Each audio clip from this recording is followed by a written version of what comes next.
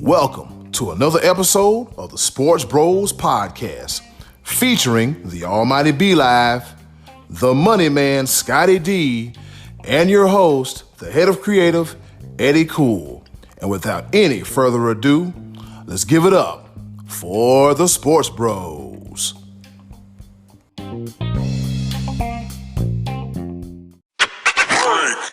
Hey, what's going on, world? This be your boy Eddie Cool, aka the HOC, the head of creative here at your favorite podcast, sports podcast that is, none other than the Sports Bros Podcast. It is Monday. We're recording on Monday, but today is Tuesday. So, ladies and gentlemen, this will be the last show of 2020. Yay! But we're coming back. Yeah, but we're coming back in 2021. But before we get started, we received some news before we're recording. NFL football Hall of Famer Kevin Greene passed away today at age 58. It is unclear what Kevin Greene passed away from. Wow. 2020, when you're leaving. He passed away at the age of 58. And another good one gone, man. Another good one gone. So we here at the Sports Podcast want to keep the Greene family and his friends and everyone in our thoughts and prayers during this time, because trust me, it sucks losing someone so close to Christmas. Kevin Greene, thank you for your memories and your contributions in the world of football, also in the world of professional wrestling as well, too. Rest in peace, Kevin Greene. All right, let's get back on track. And, of course, you know that I cannot do this by myself. I have two of the best co-hosts in the world, introducing the Almighty B Live. Oh, man, what's happening? What's going on in the world today? I ask that every single week, and new meaning comes to that every single time. Kevin Greene, are you kidding me, man? Wow. Yeah. Growing up watching him, he was ridiculous with it. Not only was he pretty much an oversight, he was a 5th round draft pick, by the way. Wow. 5th round. Like, nobody saw Kevin Greene being the Hall of Famer and one of the leaders in the NFL when it comes to sacks, tackles, just downright just terror on the defensive side of the ball. I remember his short stint with the Panthers. I was like, man, good Lord, why couldn't we have him first? Oh yeah, man, oh man. But that was a sight to see, and even that was at the later end of his career. But he still was producing. So, man, hats off to him. And now no more pain, on to a better place. So hats off to him. And also, this would be an opportunity that you can introduce the other guy. You said you have two of the best co-hosts. I'm assuming that I count for two people. All right, cool. Yeah, go ahead and introduce that other guy. That's cool. All right. Yes, sir. Wow. And with that being said, fresh off of the UPS truck, slanging packages, not being a porch pirate, and surviving the wild and treacherous weather of Washington, Pennsylvania, the pride himself of Washington, Pennsylvania, none other than the Money Man, Scotty D. Deck the halls with Sports Bros Podcast. Fa la la la la la la la la. And that's all I got. I'll do the rest later. Hey, boys, this is it. Final one of the year. Going out with a bang. 2020. See you later. Are you guys excited to talk sports with me or what? Very much so. No, I'm not. You're so lucky to have me be live. No. You said there's more after that Christmas Carol you just sang? La la la la la la la la. See what you did? See what you did? Wow. Jesus. Bah humbug. You're a mean one, Mr. Grinch. Jeez. Someone sounds like a Scrooge. Oh, yeah. Bah humbug. Well, I tell you what, the football gods were generous with us this weekend. They gave us some gifts because we have a lot to talk about. So let's get into that, huh? Yeah, speaking of the football gods, you know what? We would usually dive into the NFL, but guess what? At this point, we know who's doing what and who's going where. We got a Monday night game going on. Who playing? Pittsburgh and Cincinnati. Yeah, we all know what time it is. Like two watches when it comes to that, fellas. Let's talk about the moment we've all been waiting for. The four, six total, but the four that really matters in this year's college football playoffs. In the Rose Bowl, we got number one, the Alabama Crimson Tide versus number four, the Fighting Irish of Notre Dame, and number two, B-Live's Clemson Tigers versus number three, Ohio State. Those Buckeyes out of the Big Ten Conference.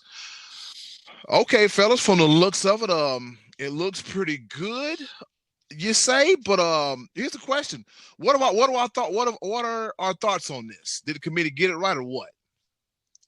No, Pitt should have been in, but go ahead, Be Live. I'm going to defer to you. Wow. Oh, Wow. He's going to defer to me. Well, simply put, to all of our listeners, I know you've heard me repeat this from time to time where the playoff should have been expanded to 8 teams to include a team like a Cincinnati, a Coastal Carolina, give them a chance against the big boys. But wow, this committee is something else. Here's the reason why I say that. I'm okay with Notre Dame being number 4 because their only loss was against the number 2 team in the country at full strength that we knew. But here's the problem that I have with that. If Clemson would have been healthy the first time, Notre Dame would have 2 losses. They wouldn't even be in the picture. And Notre Dame showed us who they really were in the ACC championship. And I know we can't look at past performances and everything about when it comes to this year and the playoffs, but just once again,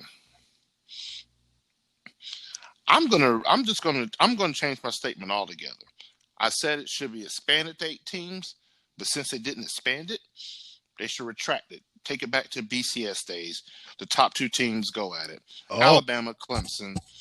Is there really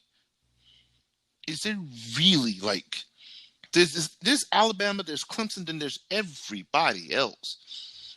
Ohio State struggled against Northwestern. Struggled. They struggled against Indiana. If you really looked at their resume, their strength of schedule, honestly, if I'm not mistaken, I think Cincinnati had a stronger strength of schedule than Ohio State. If I'm not mistaken, I might have to look that up. I might be just speaking out the side of my side of my neck and everything, but it's just the resume isn't there. Ohio State got in because of their name. That's it. That's it. There's no other way somebody can convince me right now telling me that Ohio State got in based on performance on the field, the eye test that the playoff committee continuously wants to just freaking jam down our throats when it comes to who should get in. Ohio State, on paper, I don't see it, and I'm not going to speak ahead of because anything can happen on any given day.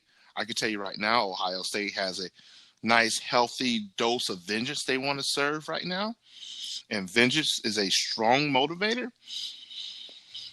But I guess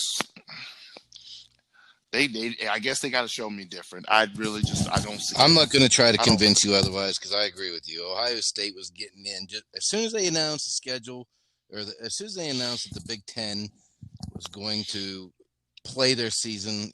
Initially they weren't going to. We knew that they were going to try to figure out a way to get Ohio State in there. We knew that they were going to try to do that, and it's Ohio State seems to be in a topic of this almost every year when it comes to this playoff situation about where they should or shouldn't be in. And this year, I'm sorry, I just don't think they played enough games. That's not necessarily their fault because we actually are in a pandemic and the conference decided not to play early. They tried to get it in late. Regardless, Texas A&M, I think, is the one that got jobbed here because I do think Notre Dame should have stayed in the top 4, but Texas A&M is the one that I think that's the one that got hosed. They're the ones with the biggest gripe, if you ask me. I mean, think there's no doubt Bama and Clemson belong at 1 and 2, and then that's whenever you start saying, well, who should get it? I just don't think Ohio State played enough games. I mean, there's a lot of teams that start off 6-0 and finish the season with a couple losses on their resume, and yeah, I just think this is one that you should have said, sorry guys, it just not enough was done to be in the top 4 this year, and that's just the way it goes. But it is what it is. So what do we think? We're going to get Bama and Clemson again? Yep. Bama and Clemson one more time. That's my prediction. Yeah, I kind of think so too. I mean, it's volume 5. Yeah, it's like you said, it seems to be those two and everyone else, and then every other year another team will sneak in and maybe give a challenge, like Georgia did. Was it last year or the year before? It's just these two right now, and doesn't seem to be any signs of slowing down. Trevor Lawrence probably will depart, and does Clemson have another quarterback by any chance? What's his name? Be live. I don't want to butcher it. Ukulele. Oh, you talking Big Cinco? Let's just stick with it. Let's just go with that. Big Cinco. DJ Ukulele. DJ. Oh wow. Actually, it's DJ Uigalele. Okay. Yeah. So he'll be in there, and I don't know, but this year, I mean, these are the teams with two of the best quarterbacks in the nation. I know that Notre Dame's got a pretty solid quarterback. Ohio State, they speak of him. So I guess we do have some of the top 4 quarterbacks in the country going at it here. With apologies to Trask of Florida, who, man, they got smoked by Bama. In the SEC championship game, but it's Bama and Clemson and everyone else. That's just the way it is right now. Yep. Well, I wouldn't say they got smoked. They won by 6. Yeah, I guess they did make a late comeback, didn't they? That was one of the few actually, I guess, on the scoreboard competitive games. I thought Alabama was it seemed they had the control of that game from the get go, but most of the games on Saturday were not very good games. No, we had was it the Pac-12 championship? Yeah, that was actually a decent game. That was on Friday night, and Oregon pulled the upset there on Southern Cal. We had that, and then we had Cincinnati winning their conference title and all this stuff. I'm telling you, man, this pandemic has really really made things different and interesting at the same damn time. But yeah, I think it's Alabama, Clemson one more time, because Alabama, Notre Dame, you know what happened the last time they played for a national championship? Eddie Lacy up the middle for 10, another 10 more, and then they just ran all up and down Manti Te'o and Notre Dame at the time. And guess what Najee Harris is going to do? Run all up and down the Fighting Irish once again. Fighting Irish fans, to those of you that are listening to the podcast, hey man, sorry, not sorry. This is kind of comparable to Steve Harvey's analysis of the movie The Titanic. We already know what's going to happen. Hell, bring on the water. Oh, wow. At this point. Yeah, we already know what's going to happen. So let's go ahead and bring on the water, man. This looks nice. Yeah, congratulations. You beat Clemson. You beat Clemson. You lost to Clemson again. That got you the 4th spot. And now you got to play the number 1 team in America, Alabama. So be live this year, Clemson and Ohio State game. It is a rivalry for certain. And we were speaking earlier, and Dabo is wants all the smoke this year, apparently. Hey, yeah. Well, they released Dabo's coaches poll ballot, and Dabo put Ohio State number 11 number 11 in the country. He put Coastal Carolina above Ohio State And that is hilarious. And there's also a little bit of truth behind it. But it's one of those, again, like Dabo is not afraid to speak his mind, and he's basically saying that, hey, you guys have not done enough. And that's what I've been saying the whole entire time. And it's not necessarily that they haven't played enough games. I want to stop right there. It's not the fact that they haven't played enough games, because COVID-19 has been what it is, and it's frustrating. But it's the quality games. But they haven't played quality. enough. They had to make a special rule because they didn't play enough to get them in there. I mean, I understand what you're saying. I'm not disagreeing with your argument of the quality of opponents, but I mean the number of games too. I mean that has to be considered. Well, there's certain things that are outside of the team's control. Again, the Big Ten laid a big fat stinker when it came to how they managed this season. And I think the committee should have taken the opportunity and stepped the hell up and put Texas A&M in there as opposed to Ohio State.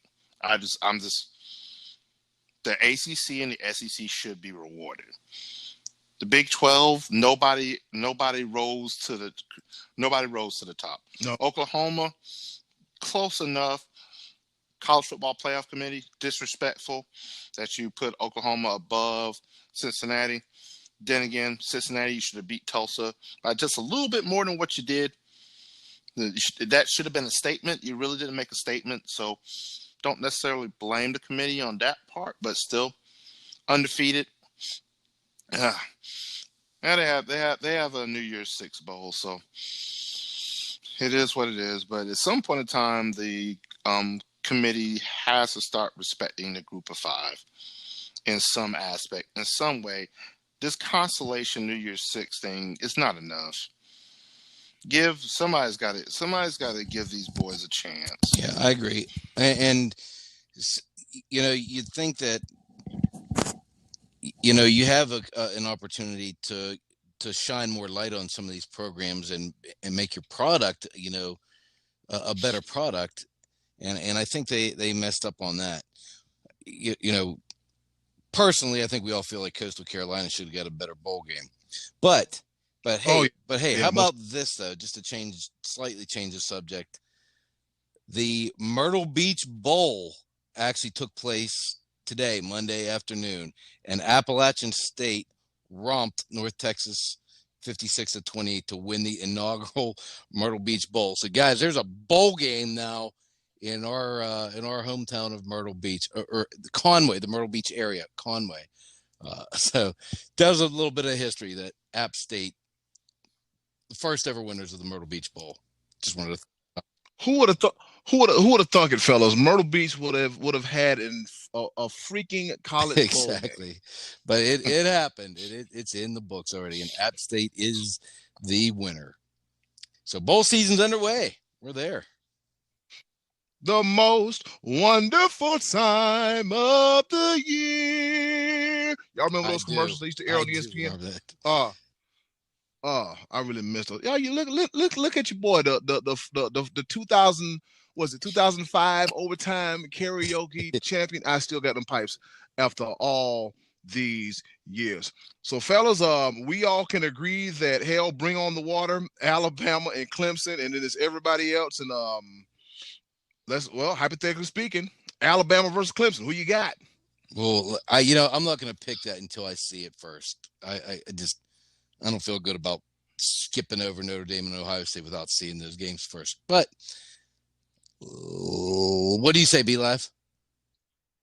Wait a minute. Hold on. Did I just pull an Ian book? B-Live?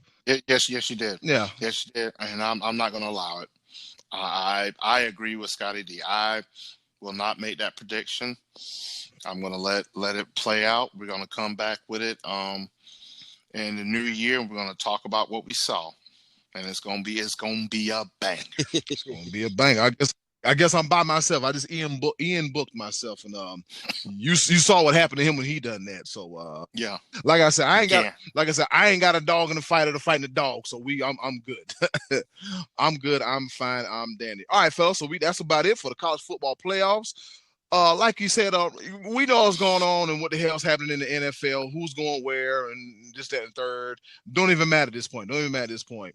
The Patriots ain't going to the playoffs. The Bills win the division. The Steelers lost 2 games straight. What Derrick Henry is slapping people. Yeah.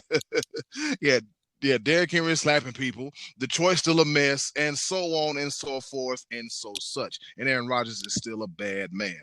Fellas, 2020 presented us a very interesting year in the world of sports. A whole lot went on. And of course, it's headlined by that thing called the coronavirus. Now, as we remember, everything was cool until the month of March came around, and then tournaments and the NCAA started getting shut down. Rudy Gobert was touching microphones, and then he contracted COVID-19, and then passed it to the teammates. The NHL said, we're not going to play no more either. The NBA said, hold up, wait a minute. The NFL was still in limbo because they didn't know what to do about training camp and everything. And so for a period of time, fellas, we had no sports. It was so bad to the point where the Sports Bros podcast, Choices of the Voices, we were asking our listeners, what's your favorite cereal? What a great question, though. We were, Yeah. it was a good, all-time great question, but we were scraping at the barrel really, really hard. So with that being said, fellas, what are some of the takeaways from 2020 with COVID-19 in sports? Well, one takeaway, real quick. This is a recent takeaway. The Atlanta Falcons can't hold a lead against Tom Brady. Oh boy, again. Shit, again. When I looked up, they were up 17-0. I said, "Oh, look at these Falcons." I said, "Look at it! Oh, they're doing some damn thing. Oh boy! All right, Tom Brady ain't what he is, and da da da." And I was gonna talk a lot of cash, and then here, then he go. I still don't believe in the Bucks. I still don't believe in Tom Brady this year, but. The Falcons, thank you once again for letting me know who you are. In the midst of my Panthers having a tough go at it and firing our GM again. Yeah. See, he's coughing mad. He's coughing mad. Yeah. Jeez, Marty Herney, get out of here. Yeah, but I think the biggest takeaway that I get from this year is just the incredible amount of logistics that it took to make this year happen. I know there's a lot of naysayers out there that say that this shouldn't have happened, that should have happened, should have canceled everything and blah, blah, blah, and yada, yada. I don't think people understand how many jobs are at stake and on the line without professional sports. It's not just about the professional athlete behind the jersey. There's so many jobs at stake, and just to be able to suit up and provide entertainment in a very unpredictable, very unstable world.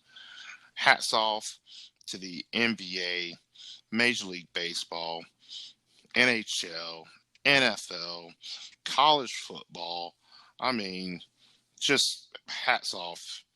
And screw the NCAA. All right. Well said. I had a couple, and I'm not going to go super in depth on all of them, but I agree with what you're saying there, B-Live, about how the way the NBA pulled off the whole bubble situation and NHL kind of followed suit on that. That was very impressive. Baseball had a little bit more trouble. You know, they did, like you said, logistically, it was more difficult for them to control everything going in.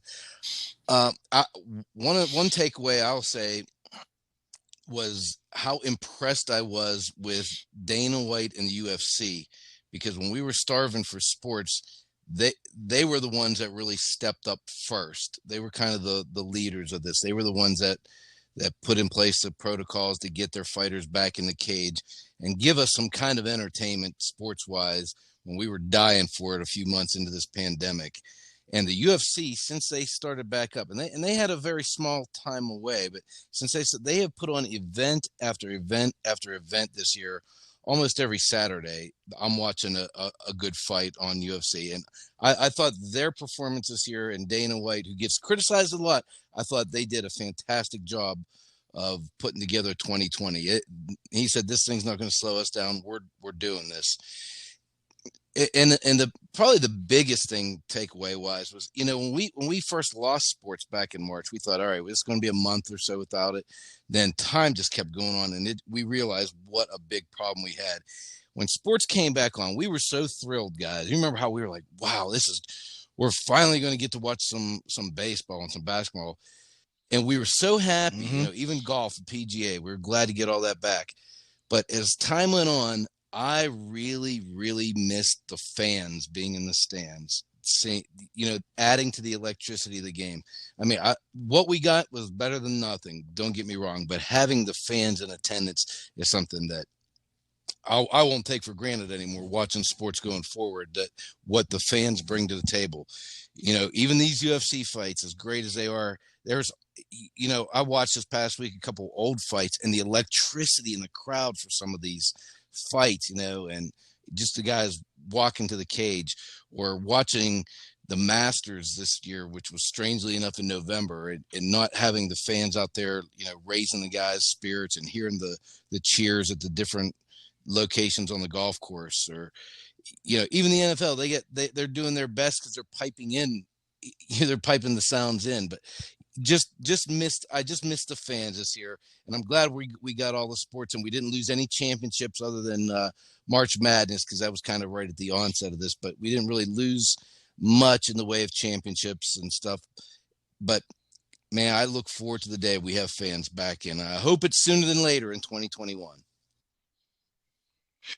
Yep, that's what I think it is, man. The fan aspect of the games, and I remember, I'm like, oh, sweet, we're gonna get baseball back, and then I'm watching baseball, and I'm like, it seemed empty. Yeah, it seemed like hollow, a little something missing, for sure. Yeah.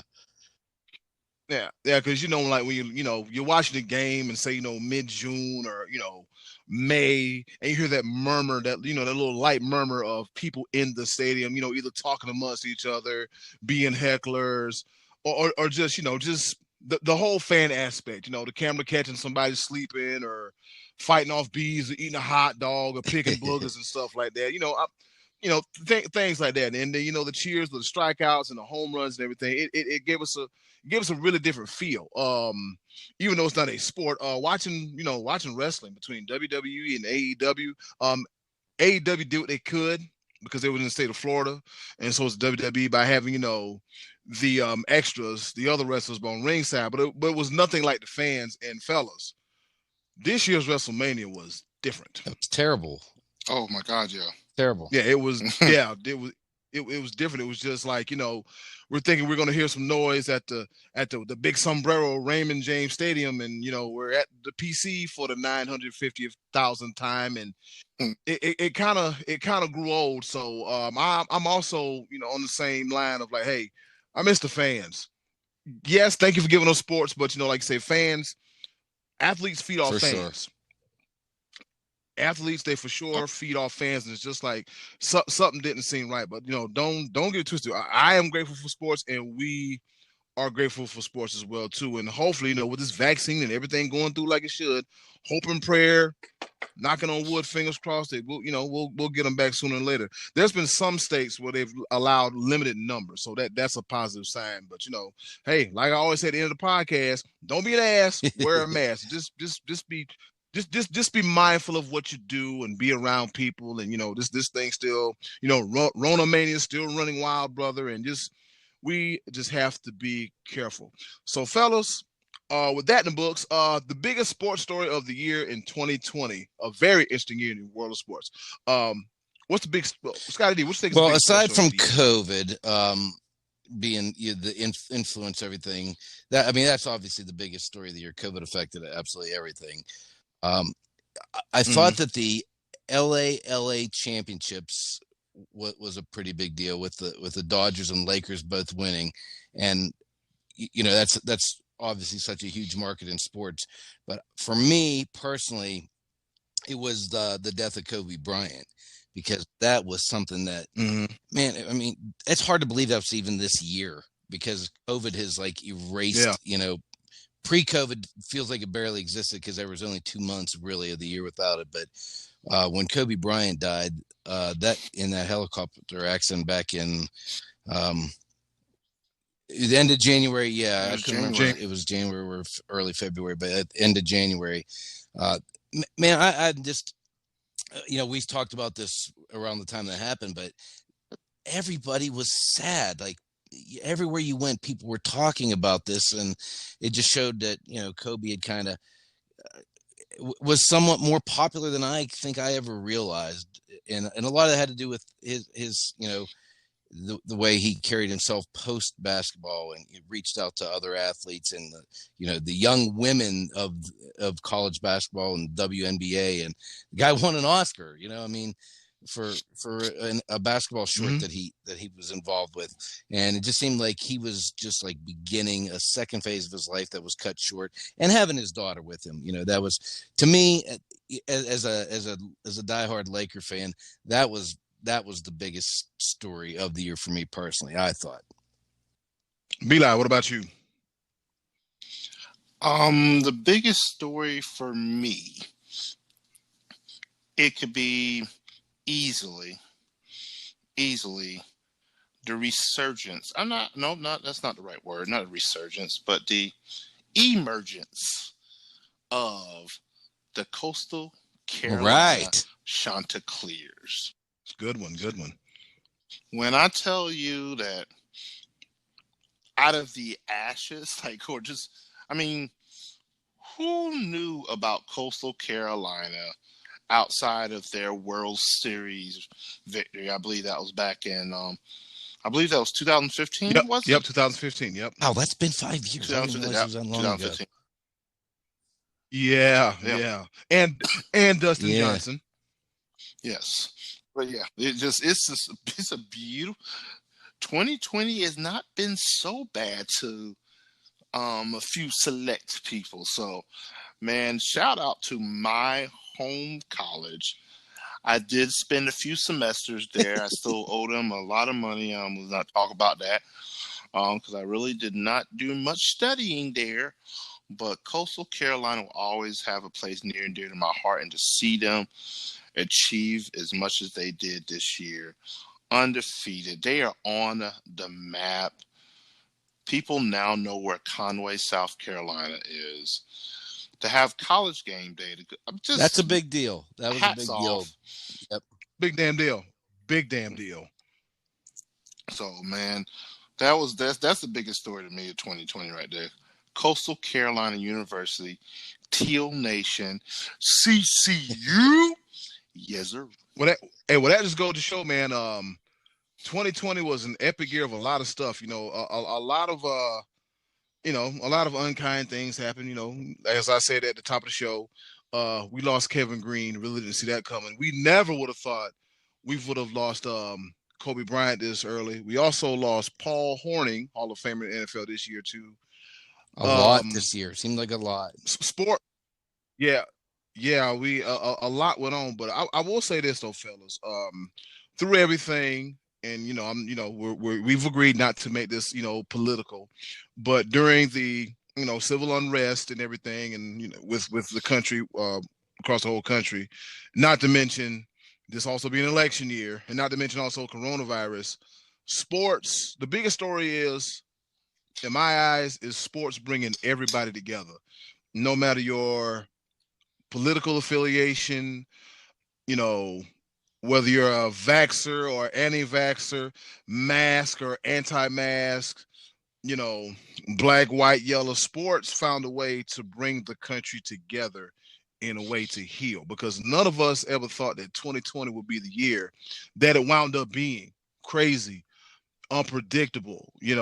We're still at the height of a freaking pandemic, global pandemic at that. where people are still dying every day, but great things are happening. And then you got Scotty D's boys, Scotty D boy, CD Lamb with the moment of the year when he took his phone away from his girlfriend.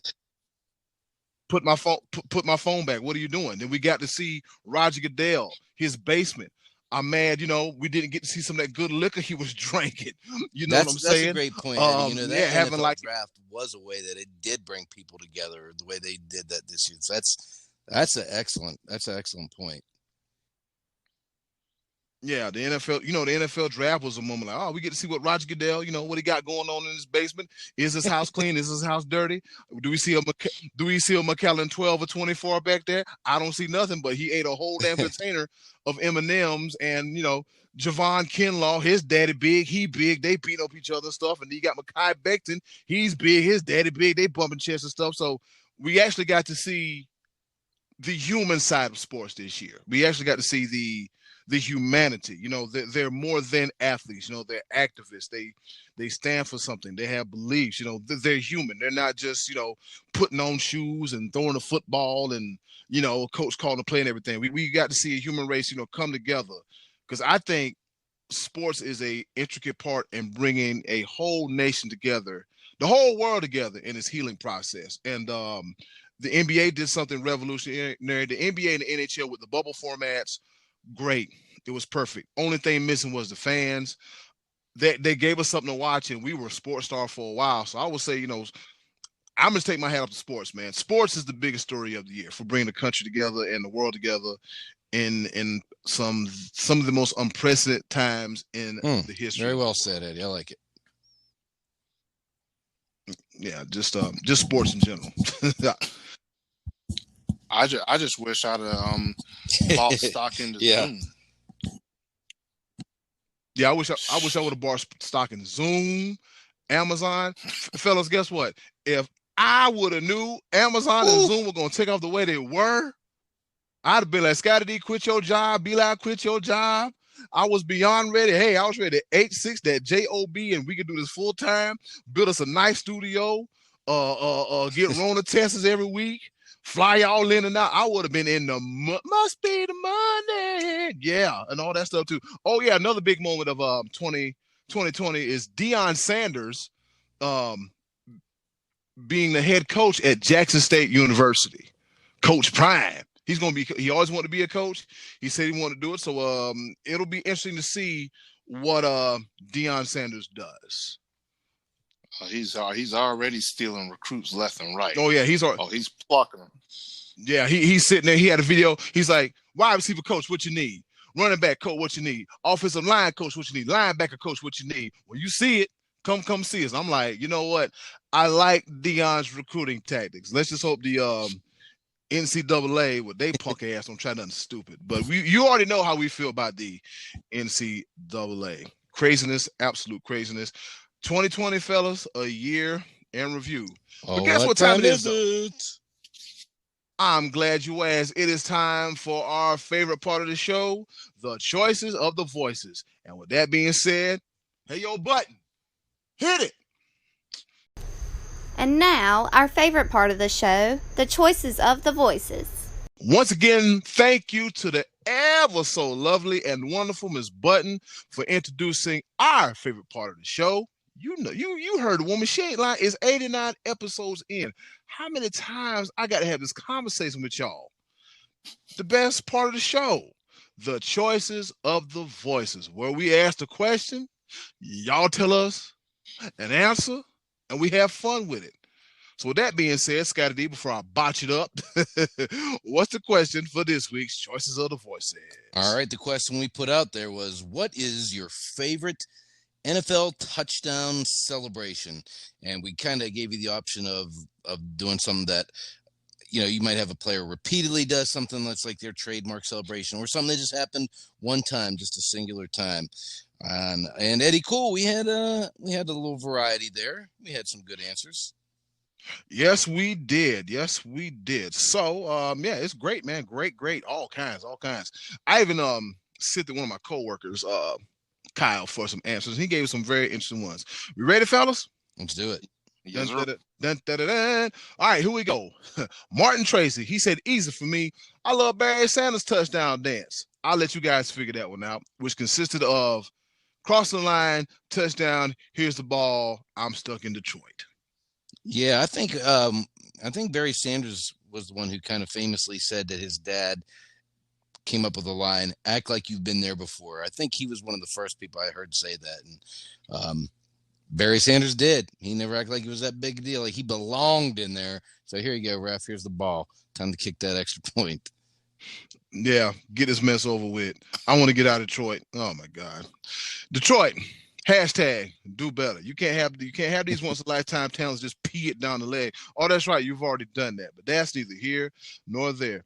Trey Dizzle with the foolishness. Let's get it. All right. My favorite one was when Deshaun Jackson celebrated early versus Dallas and fumbled the ball before crossing the goal line. The best celebration for me ever. The ball got to break the plane, son. What you doing?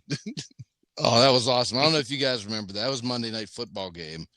Mm-hmm. And he had Pac-Man Jones on his tail, and he dropped it on the 1 yard line and started celebrating.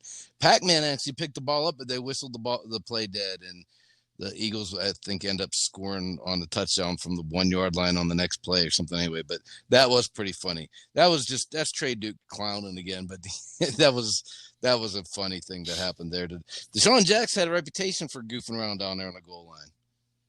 Yeah, he did. He wanted to he damn sure showboated. I will say that, because you remember that time they were at the Miracle at the Meadowlands?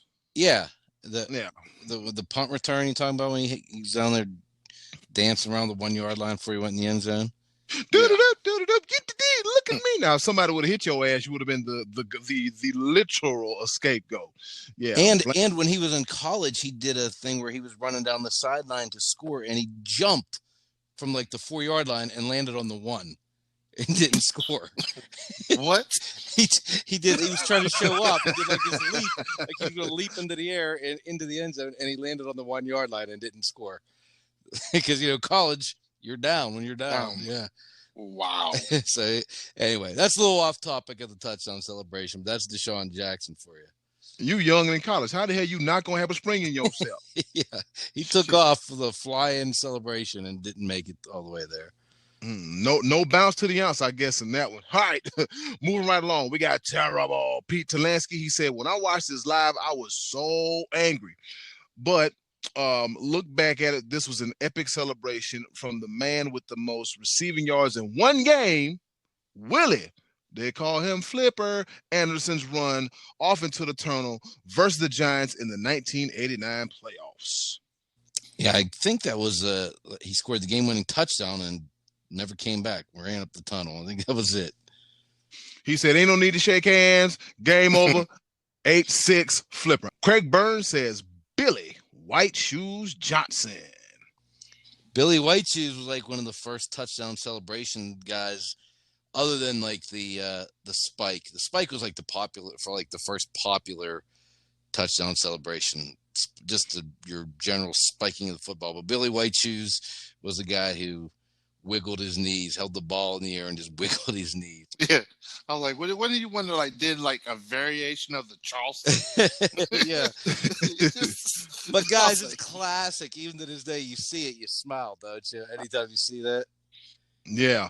Oh, baby, here we go. 1975. If that ain't 1975, I don't know what is.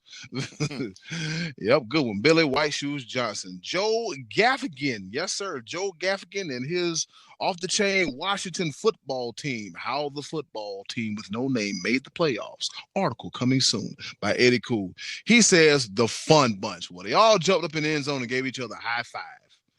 Yeah, that was kind of cool, I guess. As a Cowboy fan, I didn't love that one, but that's a homer answer.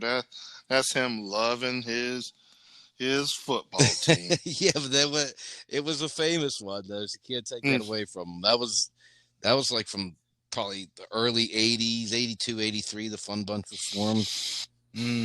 It was like a Mentos commercial. They jump up and down and high five and pause. Yeah. Just if Billy White Shoes was 1975, then the Fun Bunch was 83, 84, 85 all day. All right, so Rodney Bellamy, he has an interesting one. Coy Detmer. Who? Coy Detmer always cracked me up. But the best, in my opinion, Jason Taylor with his tribute to Jordan with the Jumpman logo. And he reminds us that Jason Taylor had 9 touchdowns for Jason Taylor, most ever in the history of the NFL by a lineman. I didn't know that. I did not know that either. That's a good fact. Thank you, Rodney. Yeah. Interesting. The more you know. The more you know. Please don't sue us. We ain't got no money. So he sent us a picture of Jason Taylor doing like the Michael Jordan jump, like the logo, Jumpman logo. I don't remember that specifically, but now that I'm looking at the picture, it's actually a pretty good likeness of the Jordan logo. So what did Coy Detmer do? Just go white boy crazy? I'm not really sure what that one is. He didn't really give us much as far as that one went. Hold on a minute. Unless he was thinking of Gus Frerotte, whose touchdown celebration was headbutting a wall and being out for the rest of the season. You guys remember that one? Oh yeah. Yeah. Gus Frerotte. That was among the worst touchdown celebrations ever. Yeah, let's see. What is this? I'm reading something online that says Coy Detmer's infamous whooping stick celebration. I don't even know if I want to watch this.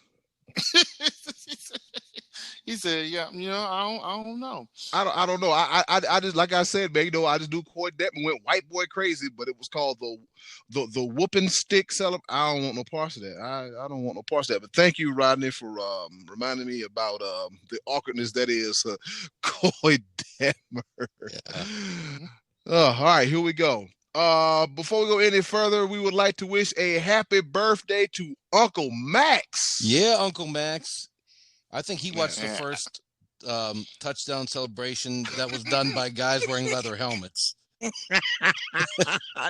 You know what? Scotty D, yeah, you ought to be ashamed of yourself. I was actually going to not pick on him this time. You're going to let the man celebrate his birthday, and I felt a darkness come over. The year is almost over. We had to sing him one more time. Oh my God! The birthday is we love you. We love you, but the birthday is when you do make the old guy comment. So, wow. I was gonna give the man a pass, but you said it, Uncle Max. We love you, bro. Man, oh man, happy birthday to you. Yeah, man. Happy birthday, Uncle Max. The world's biggest Alabama Crimson Tide fan I know. Boo. I'm sorry. That's how quickly that celebration ended. Now we got Scotty D being disrespectful on his birthday, and here you come with this booing mess. You know where I stand when it comes to the Crimson Tide. Yeah, whatever. Uncle Max, I'm trying to take this Amtrak and put it on the track and just I'll celebrate you. Uncle Max, happy birthday to you. And guess what? We're gonna reach your answer to the choices of the voices because I got Knucklehead 1 and A-hole light over here. running wild like what's his answer? I didn't see his answer. Running wild like Uncle Manny. All right, so here we go. Uncle Max said, gotta be the Lambeau Leap for me, because Uncle Max is a Green Bay Packers fan.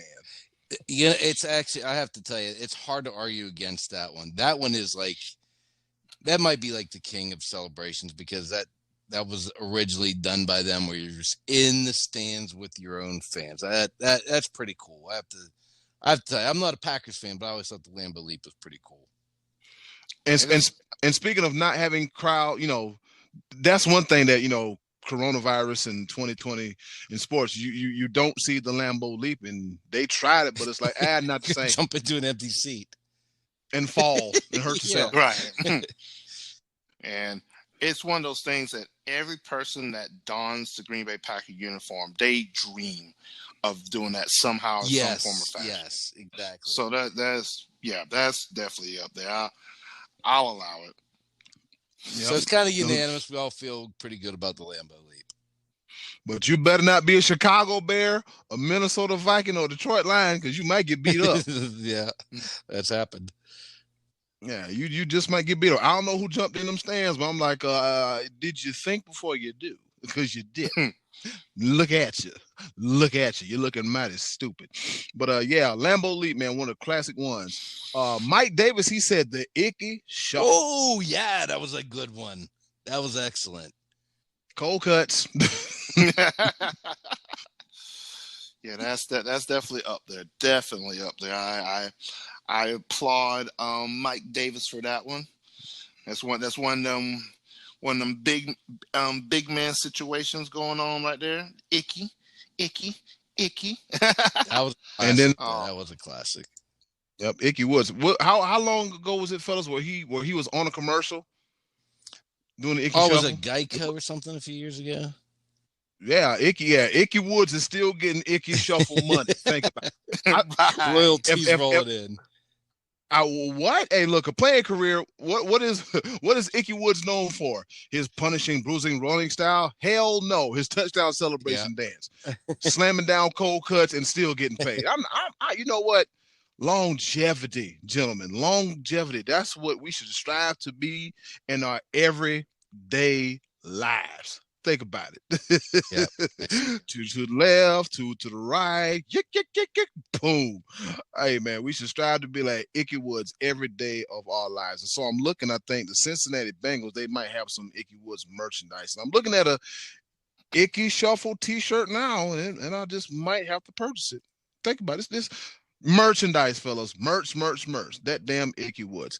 Good answer, Mike Davis. All right, my coworker, the one, the only fellow good brother himself, Kyle Ponstinkle, he gave me several of them. And I was like, Kyle, stop. I only can do a few of them. But nevertheless, I'm grateful for the participation. He said, the T.O. Sharpie. Yeah. And we were just in Lambeau Field, but on the opposing side, Randy Moss feigning like he was going to moon the crowd at Lambeau Field.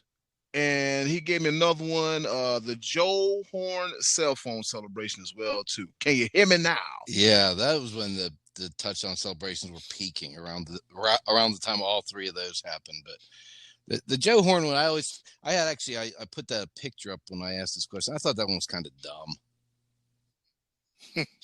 Yeah, boy, he I'm still trying to figure out how he got away with that. Didn't he hide hit it, a cell phone? Yeah, under the goalpost.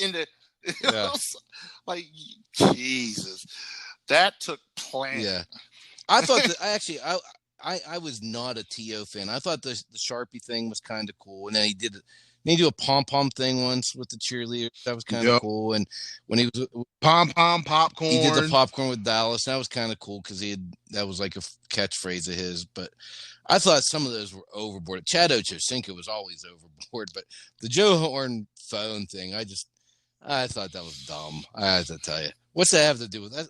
You're celebrating. Hey, let me pretend I'm going to talk on a phone. That doesn't make any sense. I mean, come on. No direct correlation to football or nothing. I'm like, did he get a Sprint deal out of it? Did he got a deal out of it? I think he got a commercial or something. Yeah, I think he did, but dumb. Yeah, Icky and Joe Horn were thinking about life after football because it's just, hey, let me go ahead and do this here. Can you hear me? I think it was a Sprint phone, if I'm not mistaken. Yeah, so it was one of those. It was a flip phone. It was a flip phone. Yeah. And I tell you, the Randy Moss thing, I don't know if you guys remember that one. Do you guys remember when he did that? He scored and then he like half bent over, pretend to moon the crowd like he's pulling his pants down. And Joe Buck immediately killed him for it. Like Joe Buck's like, that was classless what Moss just did. Well, what there was actually a backstory behind that, and that Moss, when he was with the Vikings, when they would drive into Lambeau, he said the fans out there would see the bus coming and would legitimately moon them. So whenever he scored, he was kind of doing it back. Of course, he didn't actually, pull his real pants down. He faked like he was doing it, but that was the backstory to that situation.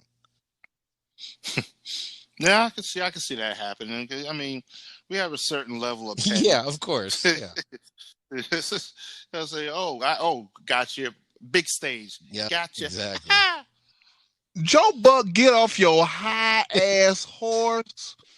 Okay? You acting like this man pulled his pants down and showed his NBA. Exactly. And ask me what NBA stands for. I'll tell you what it stands for. You act like he showed his natural black ass on TV. Are you serious, Joe Buck? Come on now. Yeah, Buck didn't like that Come act on. too much. I remember at the time he kind of killed him over it. But anyway, Oh my God, Randy Moss, he's so classless and Yeah. and Joe Buck, this guy, boy, he could not keep Kyle Schwarber's name out of his mouth during the World Series. If you didn't have any idea in 2016 who Kyle Schwarber was, just watch any game during the World Series. But we're not here to talk about Joe Buck and his love affair with Kyle Schwarber and all this other stuff. But yeah, that Randy Moss, it was funny. I laughed. I'm not gonna lie to you. It was hilarious. It was funny. All right, so shout out to Matty Ice, Trey Dizzle, Terrible Pete, Craig Burns, Joe Gaffigan, Rodney Bellamy, Uncle Max the Birthday Boy, Mike Davis, and Kyle Ponstingle for their contributions to this week's Choices of the Voices questions. But before we move on to next week's questions, be live, your favorite celebration. Well, I'm gonna take this moment, Eddie Cool. I'm gonna apologize to you because we did not discuss this before the show, so I might be stepping on toes. oh boy, be. I think I know where you're going with this. You have I a think feeling? I do. Go ahead. So I'm just gonna go ahead and just put it out there.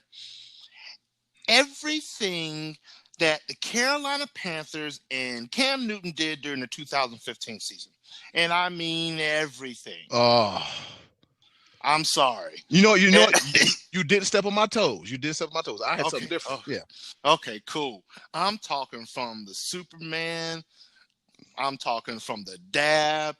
I'm talking about giving the kid the football, to the team photos, all of it. Man, just being a part of that. I got pictures left and right of me dabbing on them. Just boom. 2015 was just beautiful. Man, it'd have been great if we'd have won the Super Bowl. But just to experience that and just the team camaraderie is something I don't know we can ever repeat that. Like, I don't know. We have good talent, but I just don't think we could ever replicate that team chemistry that we had that year. Lightning in a bottle, baby. And man, it had the entire Panther Nation just dabbing on them. I mean, the people with no rhythm dabbing on them. A very easy dance. White guys doing that. Okay, you can say it. I'm here, but okay. Man, but it was just. That's actually. I thought you might mention the Superman thing, but that actually is not the one I thought you were going to mention. Well, I'm not going to say it. I'm waiting to see what Eddie Cool says. Oh, okay, all right. But that's where I'm at with it. Everything the Panthers did in 2015. Okay, yes, that's sir. a good one. Yeah, they did everything, and including they made some mom in Tennessee mad too, which was fun. Yeah, yes, it was. He was gyrating his hips. Lady, shut up. You get off your high horse too. Do better, live life, be happy. Jesus Christ. When this topic came up, I had several to choose from. That Be Live, what you mentioned, was one of them. And then I could have said Jamal Anderson, the Dirty Bird. One, yeah. What was one of them? But that's not it. Let's go back to last season. Seattle Seahawks, when they had fans in the stands. And what made me think about this, my nephew, shout out to my nephews, Micah and Messiah. They're 5, and they're the biggest New Edition fans I know.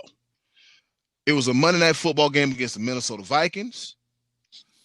And David Moore, he scored a 60-yard touchdown.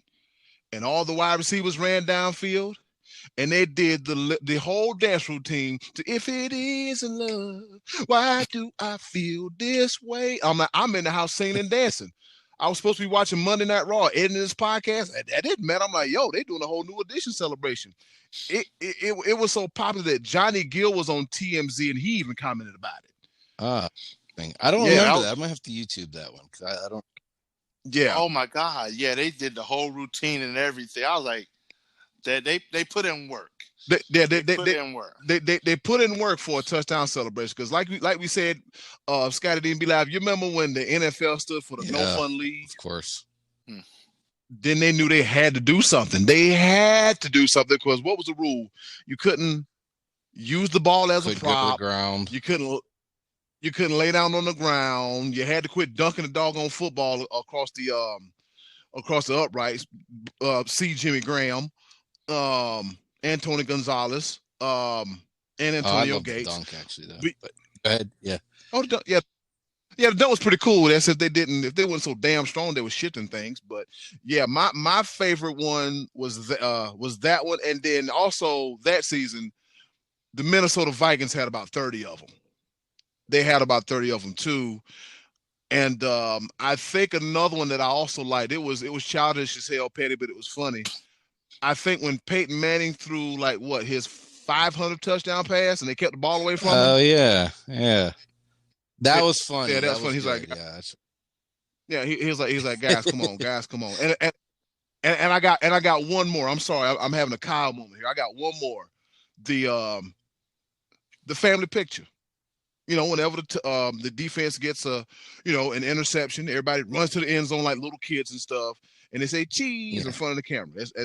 I think that one got played out. I didn't like that one. Where I thought you guys might be going was with Steve Smith when he was like sitting pretending to row a boat or something. That's another good one. He did. He was doing his thing around the same time Ocho Cinco and Tio and Horn were all doing that stuff. I thought for sure Steve Smith might be one of the ones you guys were going with. I definitely honorable mention. I'm going to give my honorable mention first, and that's Deion Sanders. I loved watching Deion start celebrating when he was at like the 15-yard line, whether it was with the Falcons, 49ers, or Cowboys. I just thought Deion Sanders in the open field was as exciting as it could get in football, and watching him do the high step and then get into the end zone and do his little Deion dance was incredible. But the one I'm going to go with is probably one that you guys maybe have never seen before because it's a personal one with me with the Dallas Cowboys. And when I was a kid, this was when I'm playing football in the yard, I did this one. And it was a guy named Butch Johnson who was receiver for the Cowboys, did something called the California Quake. And what he would do is when he would get into the end zone, he would put his both arms in the air holding the football, and then he'd let his whole body shake like he was in an earthquake. He would shiver. Then he'd spike the ball, pull his fake guns out of his fake holsters and shoot at someone and then holster them back up. And at one point, Tom Landry didn't even want anybody doing touchdown celebrations. And he went to do it one time and it kind of waved itself off. And that was that was kind of a funny moment too. But the California Quake, true hardcore Dallas Cowboy fans will remember Butch Johnson doing that in the early 80s. And that was like our go-to in the neighborhood. We'd do the California Quake after a game of backyard football. That was mine. And actually, he spent his last two careers in Denver in 84 and 85, and he was like the first guy to do the moonwalk on the football field, like when Michael Jackson was popular. So Butch Johnson had a special place in my heart for the California Quake. YouTube it. I'm sure it's out there. Okay, gotcha. Butch Johnson, I think I'm looking at him now, and he was my favorite Cowboy for a few years there because of his flair. He was number 86 for the Cowboys. He actually caught a Super Bowl touchdown in Super Bowl 12 that today they would take off him. He caught it, fell across the goal line, and lost control of the ball. If you watch it today's NFL, it never let it stand. But the Cowboys were out of the Broncos in Super Bowl 12, and his catch was a big part of that. But Butch Johnson, the California Quake, and the Deion dance. It's hard to beat the Deion dance, but I think we all kind of agree that the Lambeau Leap may be like the coolest thing as far as like tradition, team, fans involved, all that stuff. It's pretty cool. So. Yep, definitely agree, man. That Lambeau Leap is where it's at, man. Think about it. Robert Brooks. I think BJ Raji had his big behind up there a time or two. Brett Favre, I think, did it at one Who else? point. I mean, a lot of those guys did it. And just a cool tradition. Yeah, it was. Yeah, the Lambeau Leap is dope. It's like, hey, because of course, that team is locally owned. Yep. That's a local team. Exactly. People buy it's local team, so it's like, hey, hey, this is my guy. He's celebrating with us. This is our dude. So, yeah, man, it's pretty damn awesome, man. Pretty. Hey, damn thank you to everybody awesome. who came up with answers for that one, because there were some ones that I had not thought of that I think were really great answers. So thank you to everybody for participating in this week's episode of Choices of the Voices. Well, Scotty D, with that being said, is there a question for there? It when actually we come back? is. I'm gonna pose it now, and it'll be actually perfect for going into the new year in 2 weeks from now. The question I'm posing is, what would you like to see happen in the world of sports in 2021? Now, you can give us a couple answers here.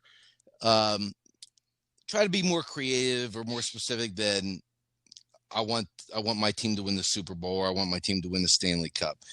Use your imagination. Just think of some things. Like Be Live, for instance, might say, I want to see college football playoffs expanded. Something to that effect, where you're going just above and beyond. I want my team to win. So what would you like to see happen in sports in 2021? All right, and that's the question for next week's edition of the Choices of the Voices. All right, guess what, fellas? We're going home, rounding in the third. We're going to try to slide head first and not annihilate somebody Buster Posey style, because, boy, I'm going to used to get killed at the plate. We're going to take it home with a special edition of Pepper, the 2020 edition of Pepper. Scotty D posed an interesting idea. First of all, let's give a shout out to Scotty D for posing the 2020 idea format of the show. Sometimes as the HOC, I get stumped, but my co-producers, my guys, the Almighty Be Live and the Money Man Scotty D, they come through in the clutch like Robert Horry. Not Horry, Robert Horry. The H is silent, but the rings are loud. I do. You like that, don't you? All right, so what we did here, I have 4 topics. Now, fellas, we usually have 3, but I decided to have 4 topics, and what we'll do is point number 1 will be Athlete of the Year in the year 2020. The second pepper point will be the 2020 moment/game of the year. The third pepper point, it'll be 2020 related. And the fourth pepper point, anything we want to talk about. So we ready, fellas? All right, so here we go. And leading off, number 61, Eddie Cool. I'll go first. Here we go. All right. First pepper point is the 2020 Athlete of the Year, and it goes to the one, the only, the bad man himself, Aaron Rodgers. Why? Because he is having a MVP caliber season. He's thrown for 40 touchdowns for the third time in his career. Only to 4 interceptions. This man has turned the ball over 4 times. Now, if you think about it, it's said that either at this point, early in the season, we said it was like Russell Wilson, and we also mentioned Aaron Rodgers and Patrick Mahomes. Now we're getting towards the end of the season. It's more Aaron Rodgers and Patrick Mahomes, and I'm just going to go ahead and say, hand it over to the bad man himself, Aaron Rodgers, who led Green Bay to an 11-3 record and another NFC North division title. Now, the thing about Aaron Rodgers is he don't waste no time. He gets in, he throws the ball, he goes back to the sidelines. But for fantasy purpose, man, I was trying to have him run up the scoreboard. I was hoping he played from behind, but nope, not Aaron Rodgers. Oh, well, you can't get what you want. Oh, yeah, by the way, congratulations, Be Live. Over to you, Scotty. All right. My pick for the Athlete of the Year for 2020 is LeBron James. And I've not always been a LeBron fan, but I think that this year was important for him, and that he led a different franchise to the NBA title. And it was a crazy year, as we've already been in depth about with the COVID situation and the bubble situation. And I know he had some major help out of Anthony Davis, but I think this year was very important for LeBron to cement his legacy. And he got through yet another season healthy after, he went down last year on Christmas Day, I believe it was, with that groin injury. And LeBron made a big comeback, and he dragged the Lakers over the finish line, bringing them another championship. LeBron James is my athlete of the year. Be live to you. Oh man. I'll give props to LeBron James. Oh boy. But my athlete of the year 2020, and this is also definitely COVID-19 related, is the National League MVP, Freddie Freeman. Freddie Freeman went from having a fever of 104 and fearing for his life, thinking that he was not going to survive. And then all he did was get back healthy and lead the Atlanta Braves to a division title, and just had him knocking on the door, possibly getting to the World Series. But you know how things happen. But Freddie Freeman, his bounce back story, and just the stats alone and everything that he was able to accomplish this year in baseball is an amazing story. And he rightfully so deserves the MVP of the National League, and hats off to him. And he's going to continue to produce, and this won't be his last MVP, by the way, just to let you know. And this is not a prediction. This is a spoiler. Eddie Cool, Dabo. Oh, Be Live Heyman over here. All right. Gotcha. Shout out to the GOAT, Paul Heyman. All right. My second pepper point of the year of 2020, game/moment of the year, it has to go to the Utah Jazz and the Denver Nuggets in the Western Conference playoffs in the NBA bubble. Listen, we got a chance to see some new and emerging talent, the future of the game, if you will. We got to see Donovan Spider Mitchell and Jamal Murray, who in the offseason, they gave him a bunch of damn money, and deservedly so. Now, dig this. The Nuggets did win. They took it to 7, and they did win the series. But here's what happened in between the series, all right? Donovan Mitchell scored 57 points in game 1, all right? 30 points in game 2, and 51 points in game 4. Jamal Murray, he scored 50 points in game 6. And in the 7th and deciding game, he scored 42 in game 7. Jamal Murray became my favorite player, whether you know it or not, based off his gutty and gritty performance. And the NBA season, fellas, is right around the corner. Let's see if Jamal Murray can carry that same momentum into the brand new NBA season. Over to you, Scotty D. All right, I'm going to go to the NFL for my game of the year / moment of the year, and it's actually from last season, but it's the Super Bowl that took place at the beginning of the year, and it's because of the fact that the Chiefs were on the ropes. San Francisco had these guys beat, and Patrick Mahomes began what I think is going to be a career unlike any other. That's going to be like the beginning, I think, of his greatness. To see Patrick Mahomes lead the Chiefs back to the Super Bowl, or lead them to the Super Bowl victory, coming from behind and doing it spectacularly. I mean, he throws the ball deep. We see him doing things that we're not used to seeing quarterbacks be able to do. And I've said this before, I think this guy's starting to enter the prime, because he's still, what is he, 23 years old? He's entering the prime years of what an NFL career looks like. And this could be the beginning of, the first championship of one of the all-time, if not the greatest quarterback we've ever seen. So that was, I thought, very significant, the fact that he finally, or not finally, I should say, but he very early in his career jumped out and got his first Super Bowl trophy. So I'm going to go with that one. In a pretty good game. It was a pretty darn good game. Be Live, over to you. To answer your question, hold on a second. Patrick Mahomes is 25 years old. Yeah, you remember that commercial? Yep. Was it that State Farm commercial? I always tell my girlfriend Mercedes, I say, yeah, you see that? You see this joker right here? That's half a that's $500 million pouring ketchup on a steak. I'm sorry, be like. No. That's a very valid point. I need him to do better about that ketchup. But hey, you're worth $500 million. I guess you could do what you want. Anyway, so 2020 game moment of the year. This is way too easy. Dabo? Just way too easy. No. Yeah. No, not all roads lead to Dabo this time. But then again, Dabo did vote this team as the 10th best team in the country. So, I mean, I guess all roads do lead to Dabo. But the BYU Coastal Carolina game. Oh, yeah.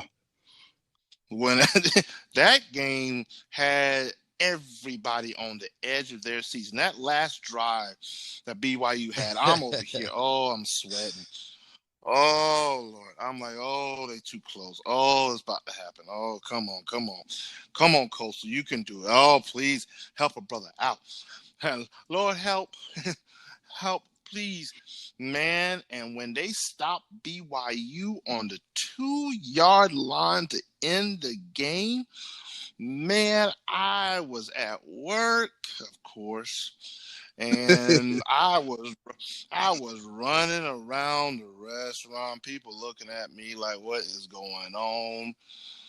And I'm just like, yo, this is by far the biggest victory in Coastal Carolina's short history. Oh, the world, Craig. History of the world. Oh, man.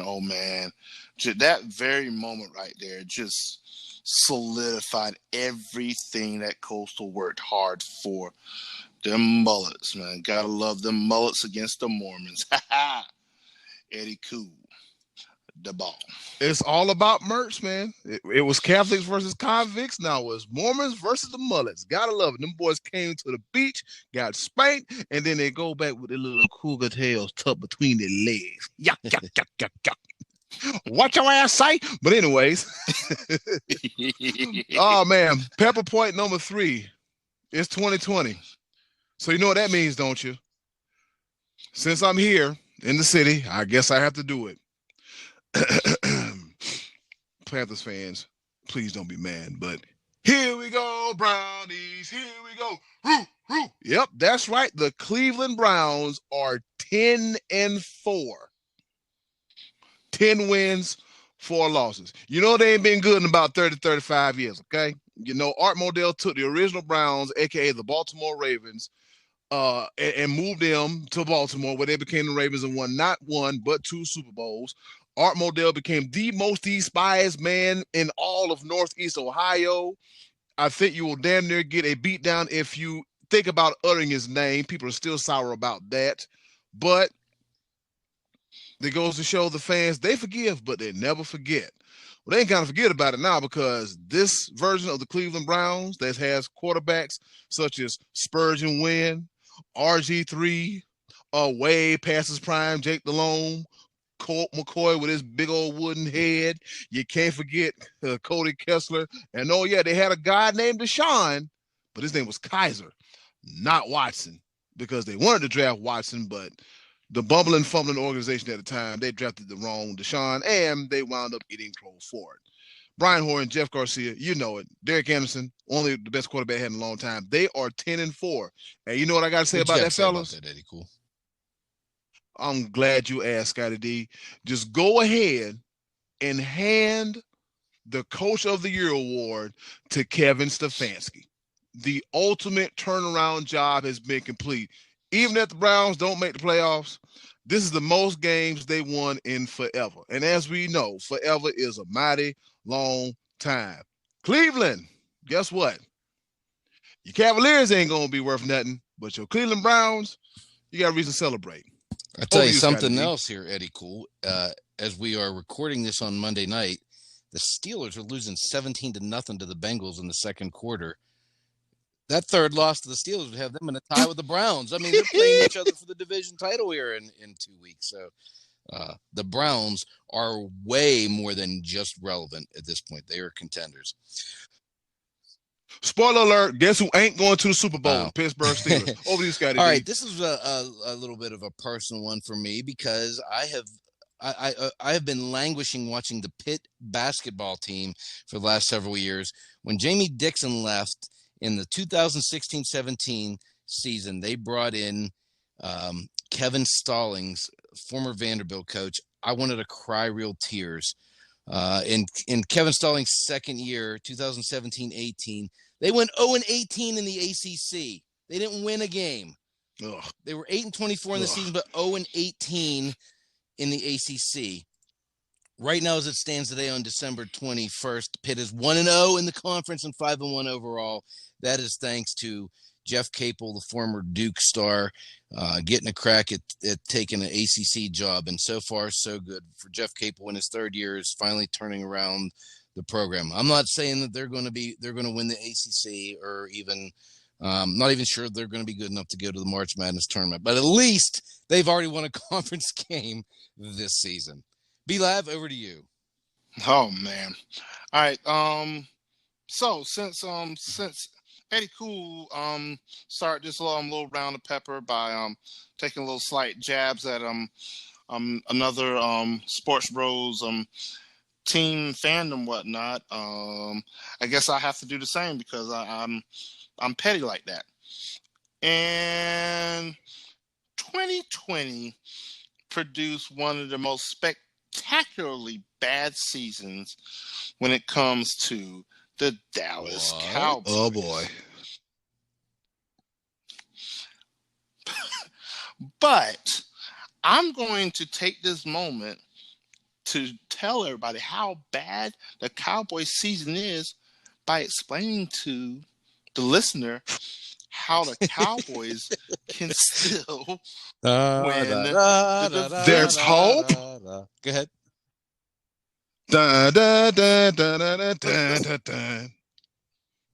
So, the Cowboys, because they got swept by the Redskins, the Cowboys need to win their last two games, and the Redskins need to lose their last two games, which is not far-fetched because, as Scotty D mentioned in last week's episode, Alex Smith ended up being hurt.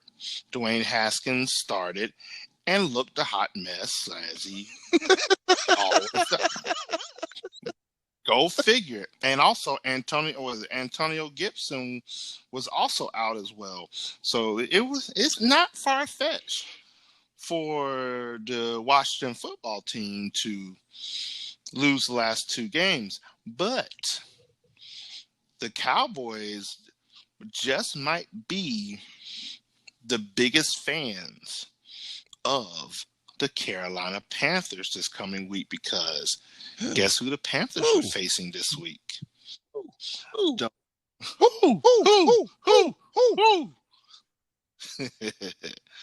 The Washington football team. Man, oh man. Washington has everything to lose. Everything to lose. The Panthers have nothing to gain. Not a thing. We are sitting at the fourth draft pick right now. Still a little painful. I would like to trade down and get some more value as opposed to doing something stupid with the number 4 pick. I feel like we're going to do something stupid. But Dwayne Jarrett. Oh, boy, let's not talk about that. But, so, the Cowboys went out to go to 7-9. The Eagles have to lose one more time. The Giants have to lose one more time. And the football team has to lose twice. So you're saying there's still a chance. The Cowboys play the Eagles this week. Man, if this ain't the most 2020 year for the Dallas Cowboys and the NFC least, I don't know what is. Hey, let me just real quick put an exclamation point on your point there for you, B-Live. But they flashed a stat on the game the other day that showed that every team in the NFC East this year has been alone in first place. Every team has been alone in last place, and every team has played more than one quarterback. That's got to be some Wow. kind of record there. Yeah. That's something How- else. That is something. How do you spell train wreck? I'll spell it for you. NFCEAST. Unbelievable. And I was mistaken. The Oh Browns man, have this 4 lost. I said they lost 3, but they have 4. yeah. One of those, they should have lost to the Raiders, but that's neither here nor there. The Raiders ain't going to the playoffs any damn way. So yeah, they lost an important game against the Chargers. So be watch out for the Chargers next year. I tell you what, if the Chargers can fix that defense, They're on their way. Watch out, because Justin Herbert is the truth. TRUF. Be live. Don't laugh at me. All right. So here we go. My fourth. That's right. Extra pepper. My fourth pepper point is something that I heard while getting ready for work Sunday, because I do that thing called work. I don't sit on my butt and run the Sports Bros podcast page and my mouth. I got bills and I got to make money somehow, some way. Should have bought that damn stock in Amazon. So here we go. During the Baltimore Ravens and the Jacksonville Jaguar games, yes, that's the game we got stuck with up here. Because the Browns played the Giants. Had a primetime game. The commentator, I forgot what his name was. I guess Sports Illustrated had an interview with Jacksonville Jaguars linebacker Miles Jack, and Miles Jack, he went to bat for Doug Marrone. Now I guess every year, owner Shad Khan, the father of AEW owner Tony Khan, has a meeting with the organization, with the players, and try to figure out what's the next best move. What do you need? What do you want? Just really try to be a man, an owner of the people, and see what the hell they really need. Jesus. And try to see what they need. So Miles Jack said, me personally, I have a lot of love for Doug. If the man, Shad Khan, asks me, do I want Doug back? Absolutely, without a doubt. Now, back in 2017, Jacksonville was Saxonville. But since then, they're 22-40 under Doug Marrone. They're currently 1-13, and they currently own the number 1 spot in next year's draft via the tiebreaker. Oh, so you know what that means, don't you? The New York Jets decided they wanted to win a game. So where will Trevor Lawrence be going? A mess that's Jacksonville, or the mess that is the New York Jets? One more time. Miles Jack said, yeah, absolutely. I'll no doubt have Doug Marrone back. I like Doug. Doug's cool. But since that wonderful season of 2017, Doug Marrone is 22-40 and 1-3 this year. You sure you want Doug Marrone come back? He gone. He said he gone. 8-6 Dougie. Gotcha. All right, fellas, y'all got any more pepper? More pepper? Not really. Just wanted to mention, keep your eye on the winter meetings here, or the hot stove here in baseball. I think DJ LeMahieu is holding up everybody right now. There's not been a lot of action. Him and the Yankees are far apart. They get that resolved. I think we'll start seeing some more free agent signings, and looking forward to baseball season 2021 as well. What's the is it a 56 game schedule? The NHL is going 56. Okay, NHL's going 56. Baseball is doing. I think they're planning on going to full 100 season as of right now. Oh, so. Interesting. Yep. Be live. You got any extra pepper you want to sprinkle right quick? I got a little pepper I want to sprinkle, because this is the most ridiculous thing I've ever seen, and it's 2020 at its finest. Adam Silver, NBA. After the economic turmoil that has been COVID-19, no fans in the stands, billions of dollars lost, this is the perfect time to be like, oh, you know what? I feel like that we could expand the NBA. Do what? Do it? Who's gonna add? You gonna add more? We need a bigger bubble. Half need a big bubble. Half of your teams were in the red after this year. What are you talking about? Cut it out. I don't. I want to know. I, I want to know who's the reporter that asked this type of question, or did he just say, "Oh, you know what? Yeah, we might be looking to expand with what money? With what money?" But then, I mean, there's money out there, of course. I mean, Utah Jazz just signed Mr. COVID-19 Rudy Gobert to a $205 million 5-year Oh Giannis Lord. got contract. some money. I mean, Yeah.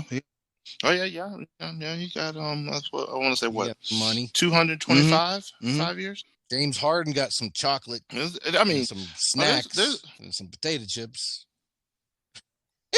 Down there looking thick. Man, hey, yeah, I'm gonna need him to do better. Just do better, I think. bruh. Yeah, they say he was had a personal trainer, and he was in Atlanta. And fellas, we know from an earlier Chicken episode wings was in Atlanta. at the strip club. Exactly. Oh yeah. Exactly. Yeah. Did you have Yeah, the same we personal must. trainer as Lou Will? Yeah. Yeah. Coming back to training camp looking thick. I'm like, why does James Harden look heavy? Okay, Oh okay, yeah. I see where he is at. He, and think about it. We're no Adonises ourselves, but as an NBA player, you see, part of your job is staying in shape. I'm just saying, like James Harden's making $40 million a year. I'm trying to get Here, to here. 40,000. Yeah. I'm not paid to I'm not paid to stay in shape. Let's put it this way. I'm just saying. So James Harden, get it together. Cut the carbs. Shave Yeah, the it's beard. it's That it's beard time to alone move has on. the weight to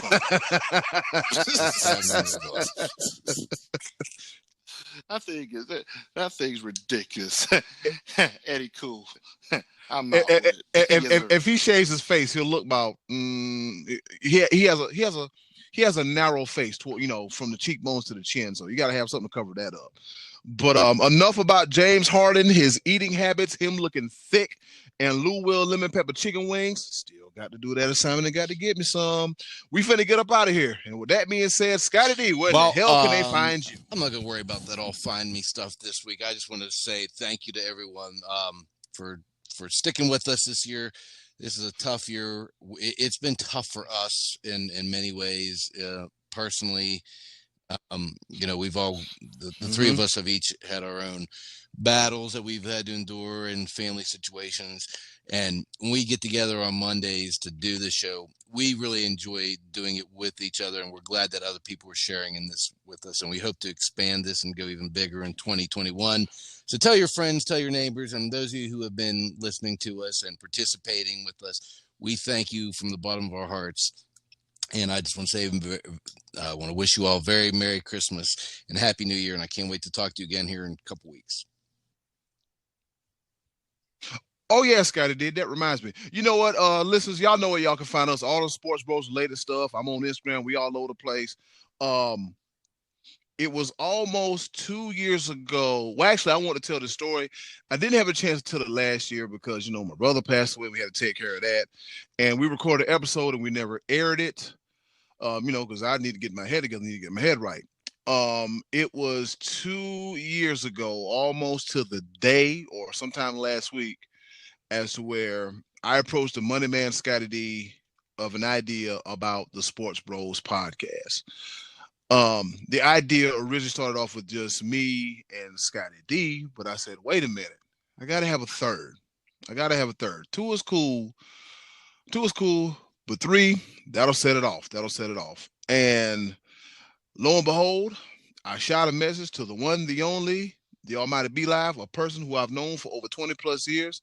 I said, Be Live, I know your situation might be a little bit different, but how do you feel about talking about sports on a podcast? Me, you, and Scotty D. Three guys familiar with each other. How you feel about talking about sports? And Be Live was like, yep, let's do it. And also kudos to Be Live for showing me how to work this Anchor app where we record our podcast on. Because in my head, I've been having this idea. God, I gotta have a podcast. God, I gotta have a podcast. Well, how am I gonna record it? Okay, we can do it on Skype. Okay, well, I gotta do this, and this. And B Live was like, "You got something called an Anchor app?" I'm like, "Yeah, I got something called an Anchor app." And then once B Live initiated the first ever call, I was like, "Oh, it's on now." And fellas, 2 years and some pocket change later, we still here. 88, 89, whatever, 89 episodes in. And as of next week, we'll be 10 episodes. Well, next episode, 10 episodes away from 100. Fellas, I'm going to tell you right now, I am ultra thankful for doing this with the both of you because, you know, as mentioned, you know, these past 2 years have been difficult yet challenging. I'm not going to cry, I promise. I just want to say thanks, fellas. And I also want to say thanks to the listeners. I just want to say thanks to everybody for supporting this little thing that we get together and do called the Sports Bros Podcast. Shout out to Reese for the logo. We love you, brother. Shout out for JR for appearing at one time. Shout out to B Live and Scotty D for literally altering their schedules as we went from recording this show at 8 o'clock in the morning, barely waking up, to during the course of the day to where we can, you know, record the podcast now. And so thank you, and I love you. Man, I wanted to take this moment since y'all want to just cut my part out of the podcast, you know. I mean, you can find me in St. Louis. No, my bad, I had to do it. But no, to all of our listeners, I'm incredibly thankful. You know where to find us. And the biggest thing I want to say to everybody that's listening, that's taking time out of their incredibly busy schedule with everything that's going on, it does not go without an incredible level of gratitude. We thank you so very much to my fellow podcasters. When I tell you this podcast has saved my mental capacity. 2020 has been rocky, has been tough. It's been incredibly taxing, both physically, emotionally, mentally. And to have this outlet and have this opportunity just to speak our mind and just sports by the fan, for the fan. We're not endorsed by any 3-letter or 4-letter networks. We watch them and we're just like, we don't want to do it like they do. We want to do completely different. And just to have this outlet, and for those that are avid listeners every single week, you have no idea how much this means to each and every one of us, especially to me. I just want to tell you thank you from the bottom of my heart. 2020 has been rough, but because of y'all, because of our listeners, let's do it. 2021 looks very promising. Yep, let's do it. All right, fellas, you got anything? Well, we said just about everything, but as of course, I always like to ask the question: y'all got anything I want to say before we watch the Steelers lose this game against do better in chicken, 2021? Do better. Yes, sir. And in closing, do something nice for yourself, and if you can, do something nice for someone else. They'll greatly appreciate it now more than ever. And remember, don't be an ass. Wear a mask. Save a life. Trust me. just that. If that's the least that's being asked of you, just do it. Don't be that. Don't be that guy, that woman, that Karen or that Ken. Please don't do it.